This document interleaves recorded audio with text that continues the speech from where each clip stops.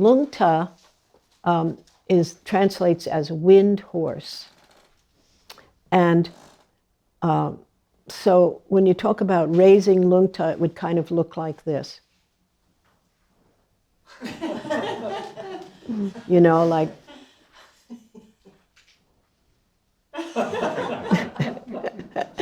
And I told a story years ago about my grandson Pete, who at the time was like 3. He's now like 27. But he used to have meltdowns. It was very common when he was a young kid. He would just have like, it was the equivalent of a temper tantrum, except that he would just kind of get hysterical about something, and he would just melt down. And it always had this, behind it, this sense of injustice. There was some great injustice that had been done to this 3-year-old boy.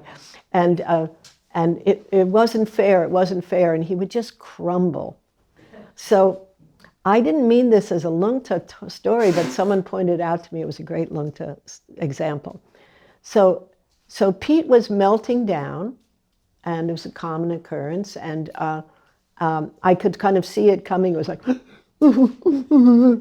know, and I said, because he was into Star Wars big time, so I said, Pete, what would Obi-Wan Kenobi do right now? So he got very quiet, and he kind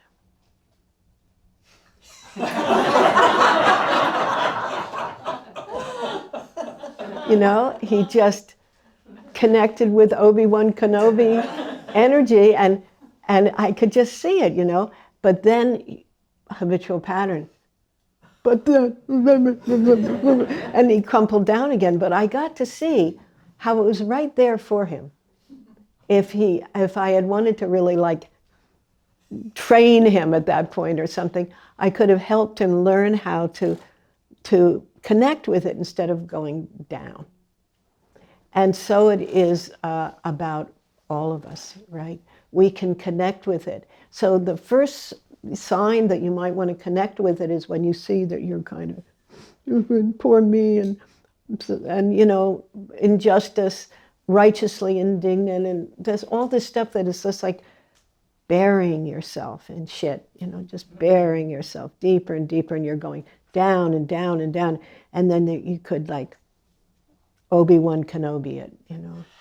You could just rouse your energy and sit up. So lungta is connecting with drala at the level of your ability to tap into it at any time, to just tap into that inspired, uplifted energy of wind horse. And so this is easier said than done, because if you use Pete as an example, we don't usually even get to the point of thinking of Obi-Wan Kenobi. We just go down, down, down. But as practitioners, that could be like, oh, you begin to just notice your posture. You begin to notice your gloomy thoughts. You begin to notice that everything has this negative taste, this negative twist to it. And you just cut through to the wide open sky. You just cut through all of the clouds and turmoil and self-created suffering. Let's put it that way. You just cut through the self-created suffering that's generated by our conversations that we have, our internal dialogue. Like Pete's would have been, you know, his brother James got everything and he never got anything. And so we all have our versions of that. And we just allow ourselves to be taken down, and it's habitual. That's why it's not so easy.